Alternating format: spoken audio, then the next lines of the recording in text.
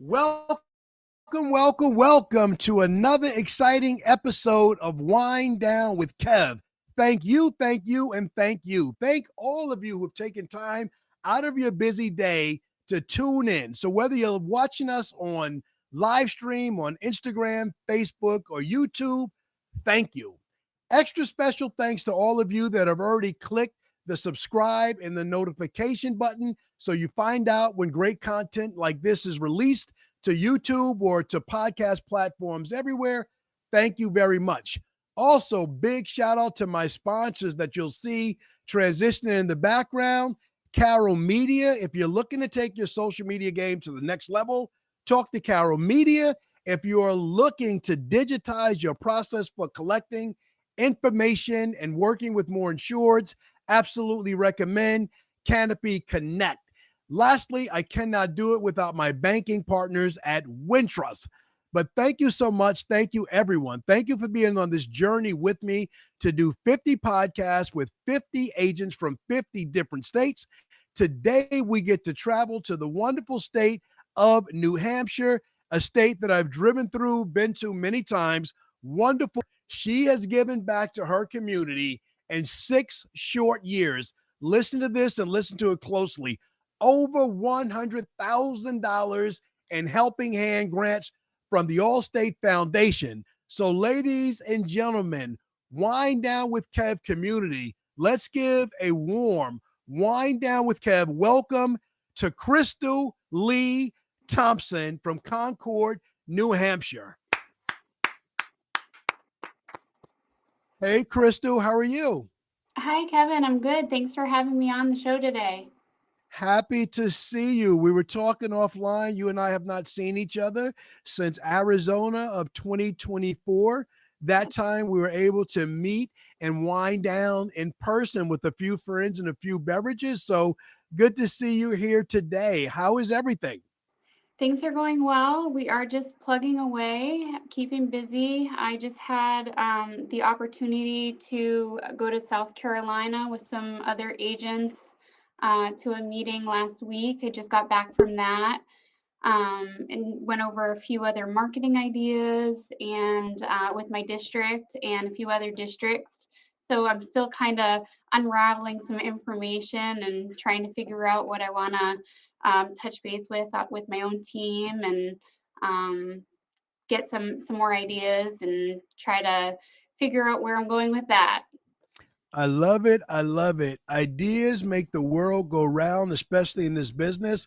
There's nothing like the importance of whenever we have the opportunity locally, regionally, or nationally to get together with our fellow agents. There's nothing like it in the world. So, Crystal, I usually like to start these off with something fun.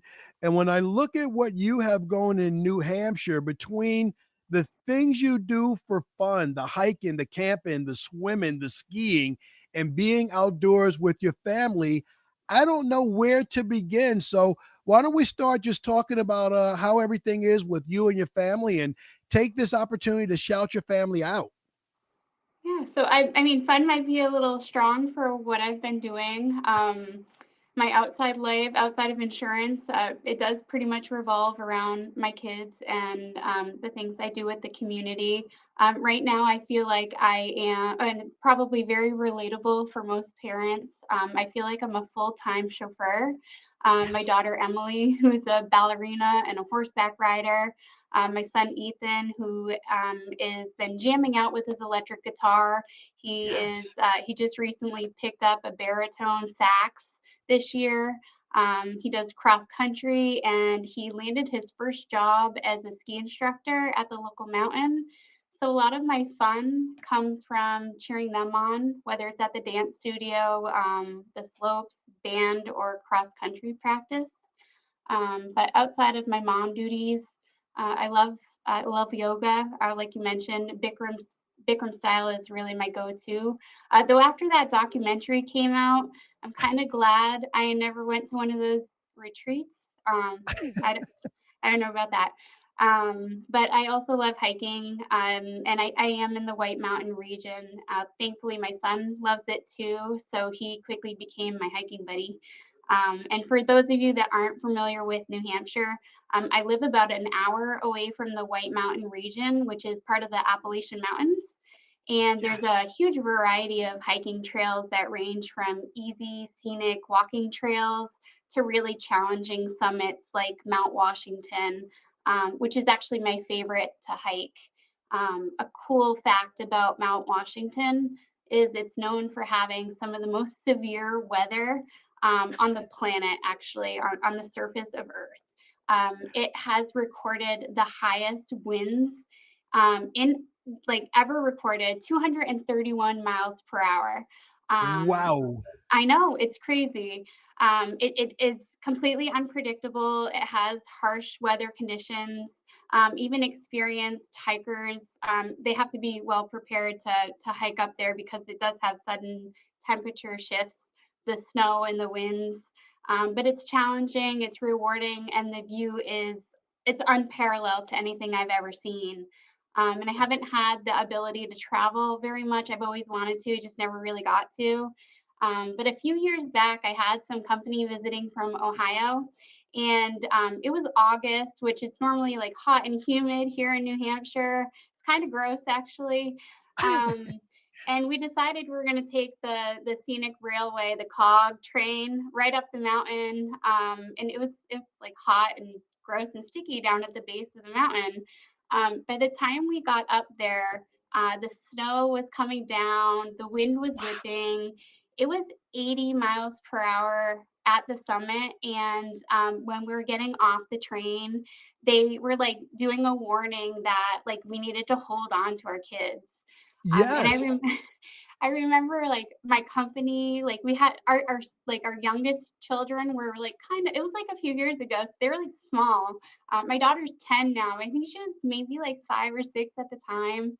And I remember like holding on to her like a death grip because I was afraid she was going to blow away. It was so ridiculous, but like they were scared.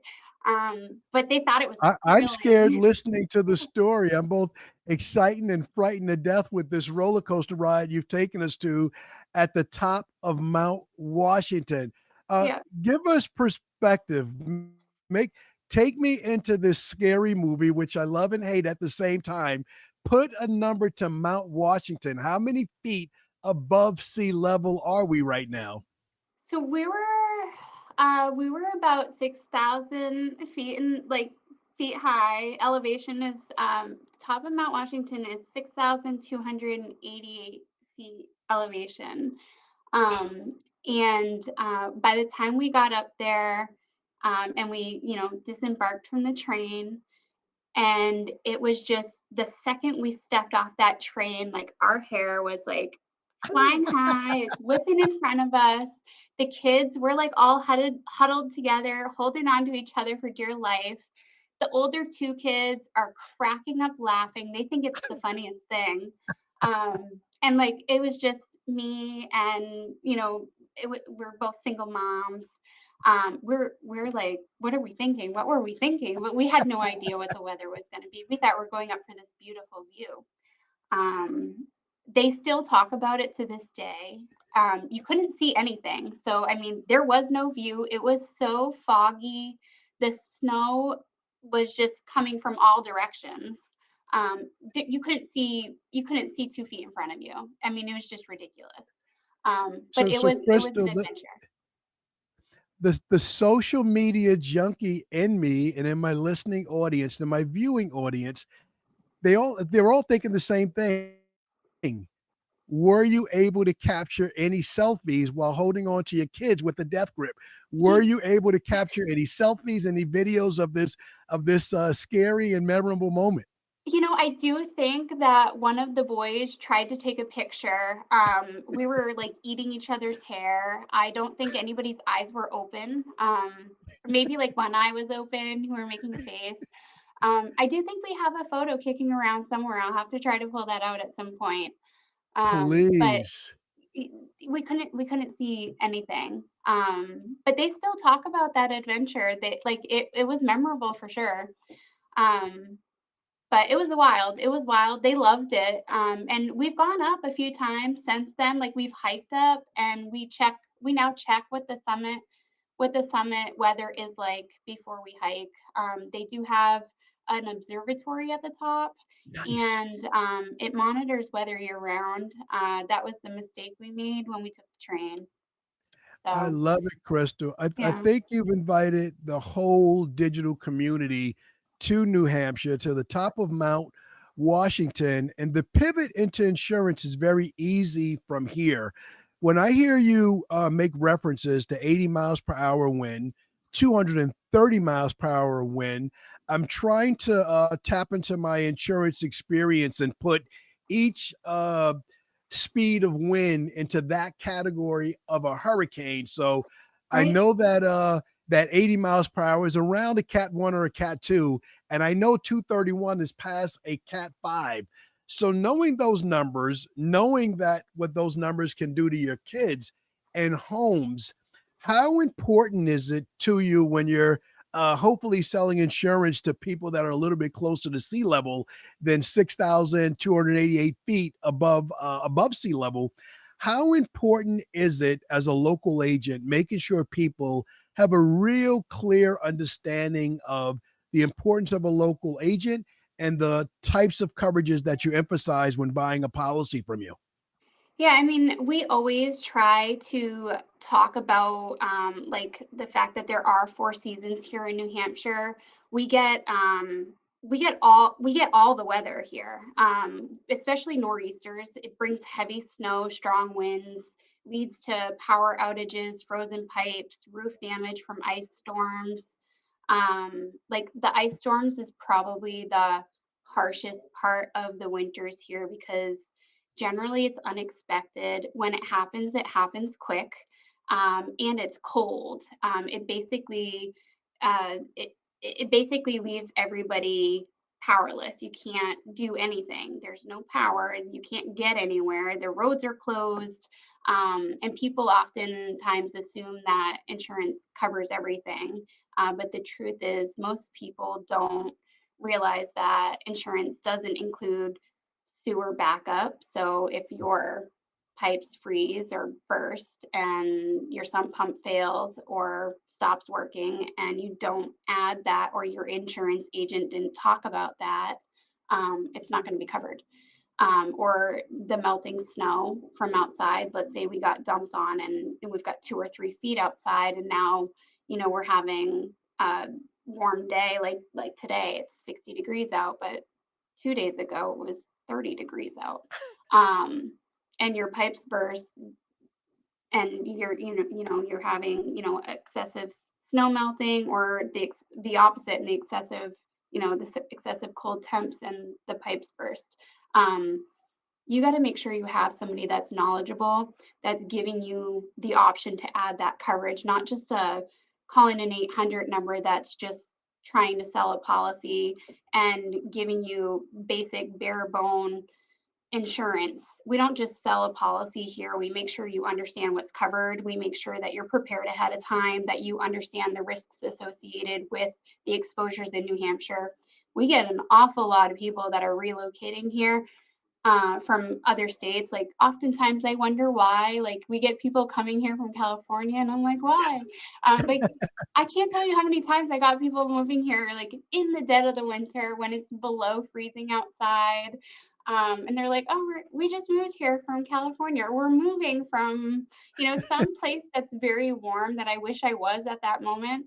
And I'm just scratching my head like, why? um, okay, let me help you. Have you ever dealt with snow before? And they're like, no, we've never seen. We're so excited. I'm like, oh, okay. Well, But yeah, we want to make sure that people understand that they know what is covered ahead of time and they can prepare ahead of time. And speaking of things that people forget that are covered, car insurance, it's not mandatory in New Hampshire.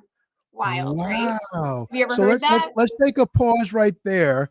Um, I know that auto insurance is mandatory in 48 out of 50 states. I always forget the two that it's not Yep. required. So let's definitely do a deep dive there. What does optional car insurance mean? I like to say that car insurance helps us to keep the peace, especially here in New York. So in Yep. New York, if you and I are an offender bender, we don't have to yell at each other or use ungodly language. We exchange insurance information and it's settled peacefully. How does that work with insurance not being mandatory in New Hampshire? I have to tell you, sometimes it is a literal nightmare.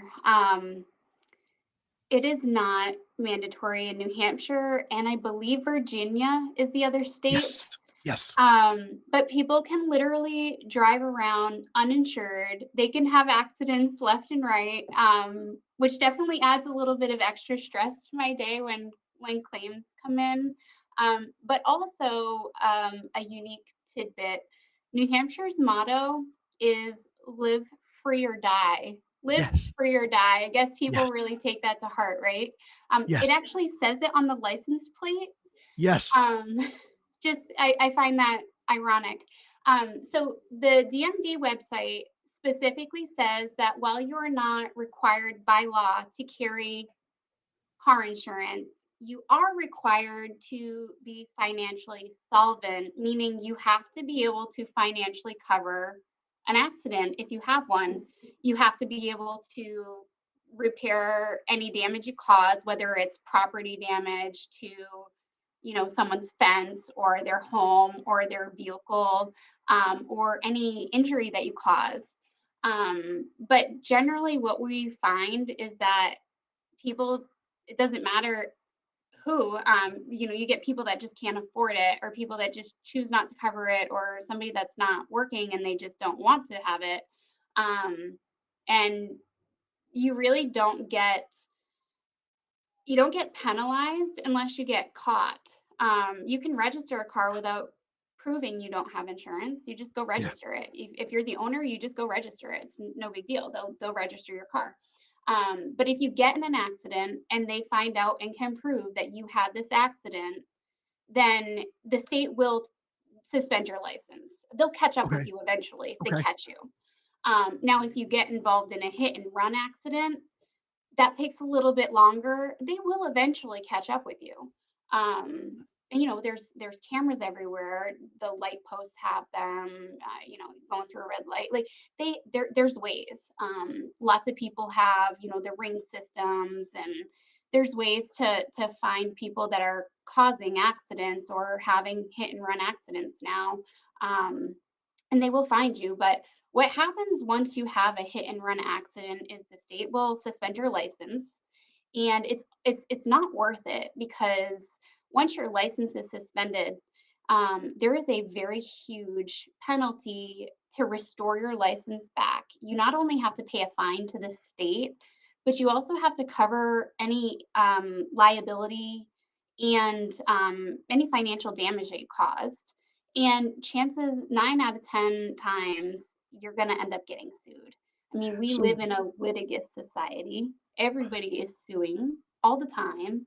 And if you cause enough damage, and let's say you own a home and you don't have car insurance, like that just doesn't even make sense. Like somebody's going to put a lien against your house. Is that really worth it? right. Like you could potentially lose your house. So that adds an extra challenge for me. Like I have to explain to people that own a home the importance of having car insurance so that God forbid they or their children have an accident, that they can't get a lien against their house or sued for their home and lose their house. Well, So honestly, it's an easy conversation at this point just because I've been doing it for so long. But at the same time, for the people that just don't want to pay the premium to have the car insurance, that can always be challenging. But the cost to get the license restored and pay the fines, once your license is restored, you actually have to insure your license through the state for a 3 to 5 year period. They decide, they tell you how long you have to insure it for. And it's a certificate of financial responsibility, similar to someone that has gotten yeah. a DUI or a DWI for drunk driving. Um, and that is so expensive. And then once you add that on to the insurance, and now it's mandatory by the insurance company, it can cost you 3 or 4 times more on insurance pricing than it would have otherwise had you just carried basic liability. If you had done the right thing in the beginning. Yep. Crystal, you're developing a pattern here of giving me really rich answers that there's so much to dive into. I think about the implications of not having being required to have insurance. I think about the average person not having, being between being able to live beyond two paychecks, God forbid, if something tragic were to happen. Yeah. I think about the ability to replace a fence. Yes, maybe people can afford to replace a fence. Maybe that's $1,000, but that's where the buck stops. The average American, state by state, is not sitting on 30 to 50 grand to buy you a new car. Definitely, one thing I've said repeatedly, and you can expand upon it, is most people, maybe excluding the wealthiest 1% in the country, most people don't have the cash to pay their own medical bills. I certainly can't take on the responsibility of anyone else's medical bills.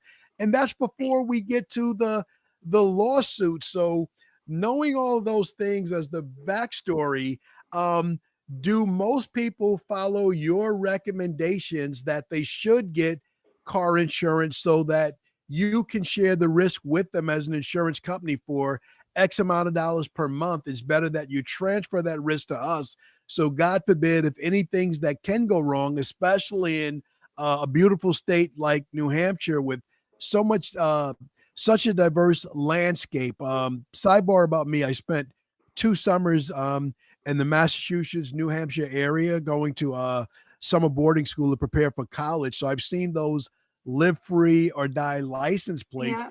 And it sounds really cool until we're in a fender bender. So, how hard is it to convince people, or do the majority of people, being a highly educated state, the majority of people, do they see the wisdom in spending a couple of $100 per month for insurance to protect the small money, to make sure they're protecting the big assets? Do most people comply, or is there a resistance community that just says, I'm not going to do it, and come get me if you catch me?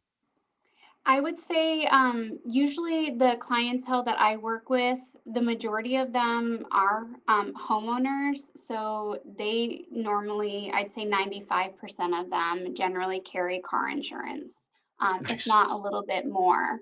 But there is a percentage of people driving around without car insurance, like a good percentage of people driving around without car insurance in New Hampshire, which I think will always baffle my mind because by law, you can't drive into any of the bordering states without car insurance. So I don't Yes. know, like, I mean, it's very restrictive. You can't go into Maine, Vermont, Massachusetts. You can't go into any of these bordering states without car insurance because as an operator of a vehicle, you have to follow the state guidelines in any state you're driving into.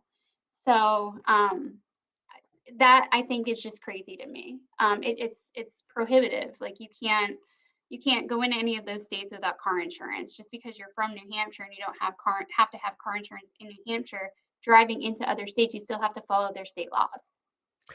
And I would say, so for New England Patriot fans out there, New Hampshire is considered to be a part of the New England states. Hmm. You mentioned them. It's Connecticut, Rhode Island, Massachusetts, Vermont.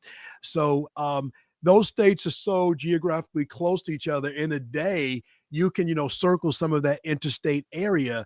Yeah. So agents in surrounding states, viewers in surrounding states, you want to make sure you have the right coverage. And when you said the story about registering a car without insurance, I can picture a few New Hampshire license plates down here in the New York State area where people wrongfully, not telling on anybody, not calling names, but I remember who has those New Hampshire plates. They're riding around, which makes our uninsured motorist coverage much more Yes. important to protect against some of those hazards. So, my Yeah. God, Crystal, you absolutely crushed it there with the value of the local agent and with the challenges. I assure you that every agent watching, listening to this podcast, most of us are unaware that insurance is not mandatory there. So we feel for you, but we're also impressed with your knowledge to navigate these waters. So let's delve into your backstory a little bit. I looked at your bio on your Allstate website. Yep. You've been in the business since 2003, which, side note, you look way too young to have done that, so that's Thank you. questionable. I'll let the fact checkers out there see if the math is mathing, if that makes sense. Um, but you didn't open your own agency until 2019. So Yes. talk about your journey from how you started and what it's been like since you opened your agency in 2019, a few months before the pandemic. Yeah. So, Kevin, I actually got into insurance completely by accident. Literally by accident. Um, I wanted to go to one of those yoga retreats, the Bikram ones that I'm glad I Yes. didn't go to after Mm, I recently saw ooh. the documentary. So anyway, I was in high school, and you mentioned I look a little too young here. Um, I was in high school, and my parents actually had a horrific motorcycle accident on their way to Laconia Bike Week when I was a teenager, which is a really popular thing. People come from all over the country to attend the Bike Week. So at that time, I had been planning to go to Bentley or Boston College, Yes. but with everything going on, the hospital bills, financial struggles, I didn't really have a home address, and I couldn't qualify for financial aid. You need your parents' tax returns in order to complete the financial aid form for college. It's called a FAFSA form. Yes. And back then, they didn't have an exception to that. They didn't have an exception if you lived on your own, or if your parents were in a hospital, or if you had any extenuating circumstances. There was no exceptions. I don't know if there are now or if things are different now. I mean, it's so long ago. But I did end up at it used to be New Hampshire College. It is now Southern New Hampshire University. When I started going there, it wasn't at that time the world's largest online school like it is now. Yes. But I started commuting just to save some money. And I went to the college board because I was told I needed to have an internship. And I couldn't take time out of my day to go work for somebody for free. So somebody told me to go to the career board, to the career office, and look at the board to see what they had, because you could get college credit for maybe doing something easy, and that wasn't too time consuming. When I went in there, they had one job on the career board that actually paid you to do it. And guess what? It was an all-state job. It was the Nice. only paid internship available, so I applied. They hired me and they paid me to get licensed. But at the same time, I was working at the Strange Brew Tavern in Manchester, New Hampshire. I was waiting tables, doing whatever I could to make ends meet. And I started to bartend when I got a little older because I wasn't old enough when I first started working there.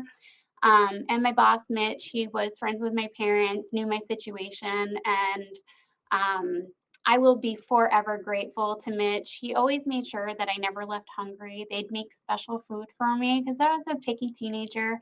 And they'd send me home with like lunch for school the next day, and he would like let me go sit like upstairs and finish my homework before my shift started. And he was just really, really. I'm very grateful. He was really understanding. But anyway, fast forward, I did end up working my way up. I became a licensed sales producer after my 1 year internship was up. And then I became an office manager, which I did for a really long time.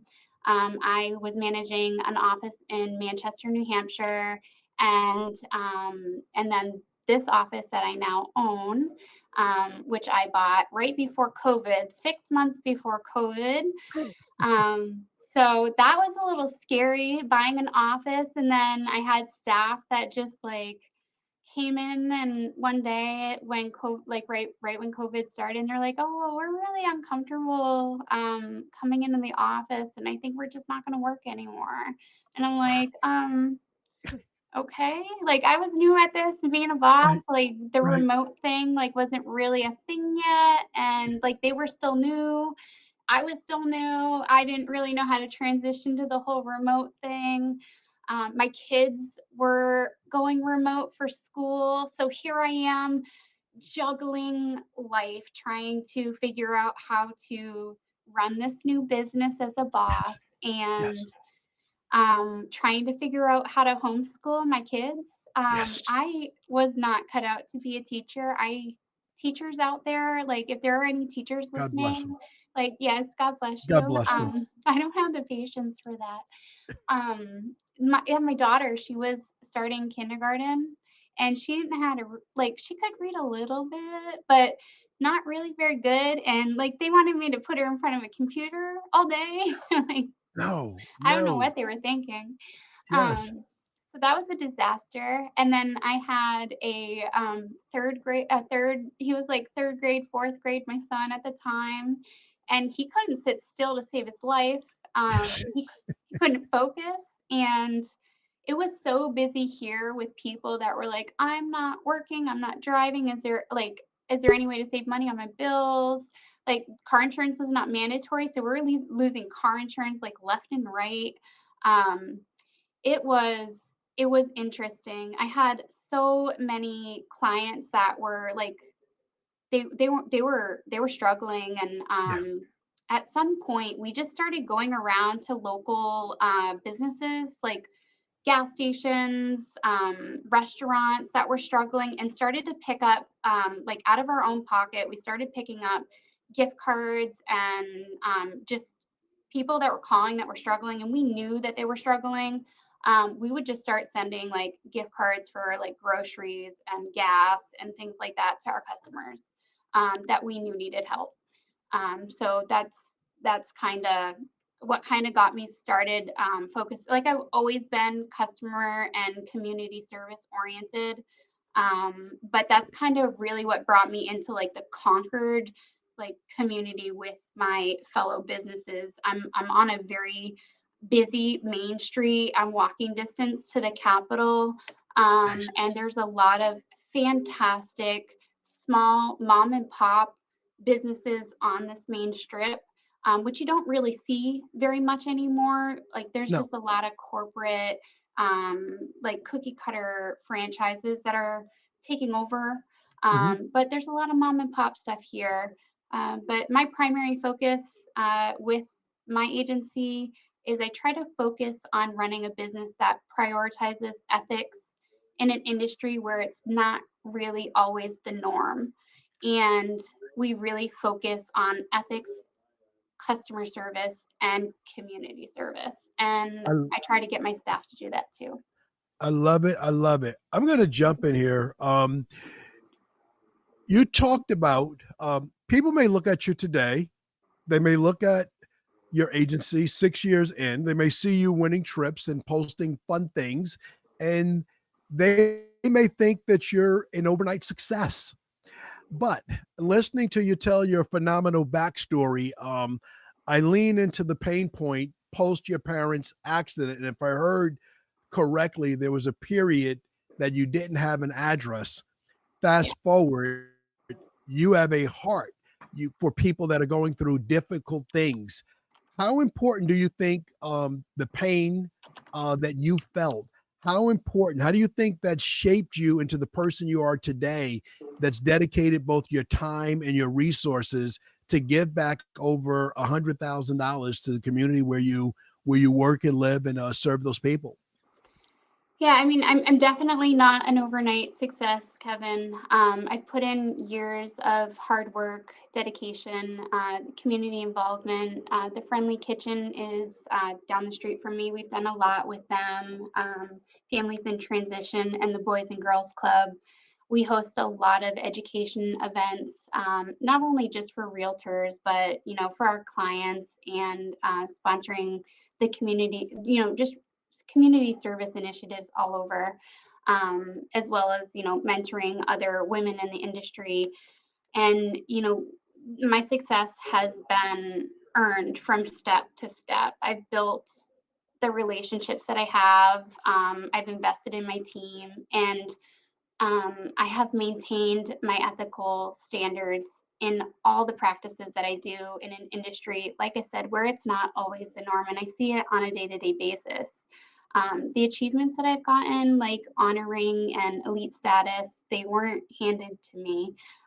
They're a result of consistency, showing up, providing value, going over and above for not just my clients, but also for the community. It is just something that I aim to do every single day when I come into the office. And going through some of the hard times that I went through as a teenager, that community outreach is just near and dear to my heart. And I know what it's like to struggle. I know what it is like to put in the work. And being a single parent and trying to balance and juggle and figure out how I'm gonna, make sure that I have food on the table for the kids and that I'm also present for the kids. That's what keeps me going every day. They are my priority, and I want to be able to show them that I am somebody that is always going to be there for them. They don't have a nanny. I leave early on Wednesdays, so that I can pick my daughter up for her dance class, and I drive her, and we talk about her day, and I leave my own job to pick my son up for his first Yes. job. And, I come back to work, but, I take that 40 minutes and it's important to him. And I let him know that it's important to me too, and how proud of him I am that at 14 years old, he's hustling. And his Yes. mom did it too. And I think that's pretty cool. I don't want him to work too I, hard, but he's also not having anything handed to him either. He's going to earn it. I, I love it. That answer. First off, you're phenomenal. I think you're a phenomenal example for agents and business people and single moms and everyone that's in the struggle. I just said to someone a little bit earlier, this opportunity that we have is amazing, but the struggle is real. No one gives us anything, and you've given the best example. And the recognition of your hard work. I saw it in my search and reviewing agents that I invite to the podcast. I always look at the website. I always look at the reviews, the Google reviews, and you have one of the most, if not the most, favorable Google reviews of anybody that I've seen. You have 824 positive reviews that Do all we are saying really? amazing things about you. Yes, Oh, wow. and I had no clue. you're yes, with a very high rating, and your Google reviews are equally amazing. So I look at agents and I prep for the podcast the way that customers do. I look online, I see who you are. And if I were in Concord, New Hampshire, the capital, looking for an insurance agent, and I saw someone with your reviews, with your give back to the community, it's a no brainer that I would choose you. And I would imagine that a lot of the community of New Hampshire is thinking exactly the way that I do about you, because not only is it dominant and apparent on your website and on your Google page, I also came across a phenomenal article that was written about you. I didn't do a good job as a journalist listing my source, but I believe you were written up as one of the top 40 under 40 in the area, and they ask you these questions. You gave phenomenal answers. You're like a representative for the state of New Hampshire with reasons to move there, your volunteer activities, your major achievements. I was really blown away by what you've done. So how much do you recall about the article, and any statement you'd like to say about what I've said about the I see, it seems like I surprised you with your Google reviews. Yeah, I didn't realize we had so many. I do remember the 40 under 40. I got that a couple years ago. I was very surprised that I was nominated for the award. And actually, I just found out a couple weeks ago that the Better Business Bureau just nominated me for the Torch Award in Ethics.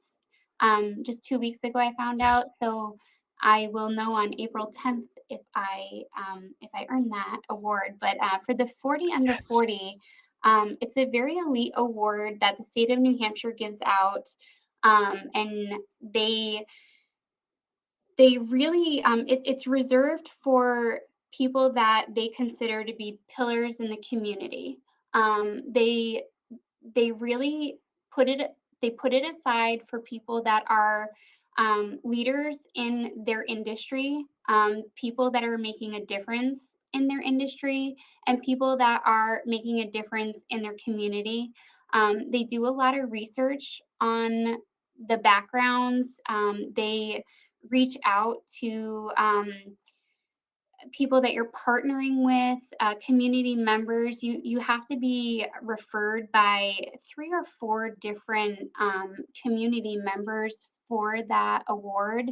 The Boys and Girls Club of Manchester recommended me for the award, and the Concord Chamber of Commerce also had recommended me for that award. And ultimately, that is how I had earned it, and I was beyond honored for that. But really, it really hit home for me. It really just shows me that success isn't just about what you can achieve. It's really about how you help others achieve their best too, not just in business but in life. I'm always been passionate about helping other people, other women in the industry. Lifting other people up. There's so many people that try to put you down, especially when you start doing well. You mentioned earlier about, there's people out there that think, oh, it was an overnight success. It's not. It's a lot of hard work. I didn't just wake up one day and all of a sudden, I'm a business owner and I'm doing great.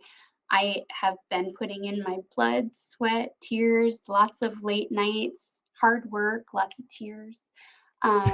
It's been a labor of love, but I do it while I'm lifting other agents up and mentoring other agents, and I'm trying to do it and lead with integrity.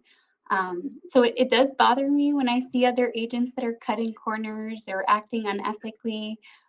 But when we can do the right thing, I think it's important to set an example, so that others can follow. And I think that's how we're all going to be able to rise together and do good for the community and for each other. Well, I want to take the liberty. I have no knowledge of this until 2 seconds ago when you said it. I can't imagine there's a better candidate for the Torch Award for Ethics, because you've mentioned the word ethics throughout this podcast. So I want to, without jinxing you, I want to congratulate you in advance. And no matter what the outcome is, my perspective, and I think I've earned the right to offer an opinion. Everything you've shared on this podcast has been invaluable. It's been different. It's been truly representative of the best of what we do in this business. So we're circling the airport. We're getting ready to land a plane. Couple of last questions. Let's talk about the workforce a little bit. How hard is it to get your journey from intern to licensed sales producer to office manager to agency owner? How hard is it to get a license in the state of New Hampshire to get started in the insurance industry? Are there a lot of hurdles to overcome, or is it a couple of weeks of class and a couple of $100? Yeah, so it's not as bad as you would think, which is why I'm surprised that which is why I'm surprised that there are so many agencies that are short-staffed. So if there's anybody out there in New Hampshire that's looking for a job, we are hiring.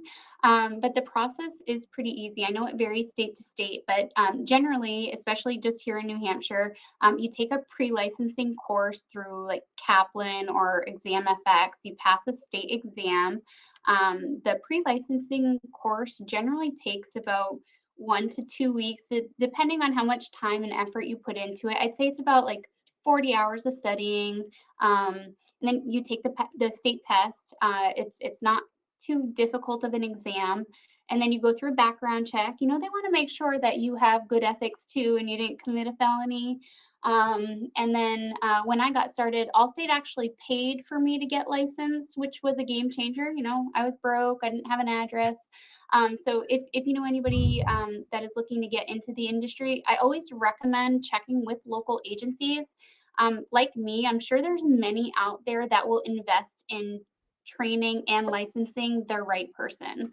And you know, like I said, I'm always hiring. So if you know anybody motivated with high ethics, have them hit me up. I love it. I love it. And if you didn't hear her say it, ethics are important to work in Crystal's agency. Crystal, you mentioned that you're on a main street. How important is your digital presence? How do people find you? I imagine you're a pillar in the community. You're everywhere. You're helping, you're networking, Chamber of Commerce, parents, teachers, organizations. But how important is your digital presence as it relates to social media and other platforms and helping people find you to do business with you? Yeah, so you know, being on Main Street, I do get a lot of walk-ins, but most of my clients find my agency through referrals and community involvement. So digital presence is pretty important for us. People want to work with someone they trust, and a lot of that trust comes from word of mouth and being active in the community. So we build our relationships, you know, with our clients. With our community, with real estate professionals, mortgage lenders. A huge part of my business is by building relationships specifically with our local mortgage lenders and real estate professionals and past clients who've referred their friends and family. But there's a reason for that. Like I've said multiple times before, we hold ourselves to a higher standard. We refuse to cut corners just to get a sale. I see oftentimes policies written with bare minimum coverage, leaving homeowners with massive gaps that they don't realize until you know something goes wrong. That doesn't happen with us. It won't happen with us. And with New Hampshire's "Live Free or Die" motto, we definitely have some interesting situations with you know when we deal with people that don't have car insurance and how that affects homeowners insurance. You know, the digital presence here, I think, is very important. And we do try to keep insurance light, fun, and engaging. But also, we think it's important to have that educational background too.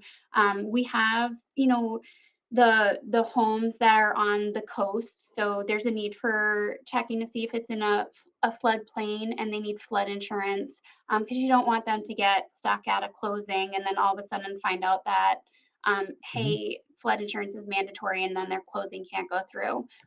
Or you have, you know, the older homes. I mean, it's New England. There's old farmhouses Yes. everywhere. This is not an area where you have new construction popping up. It's just, it's not like that here. Um, When you think of New England, just to give the rest of the country a perspective, you have to think of the origins of America. You have to think yeah. of where the freedom fight, and where the Constitution, where it all started.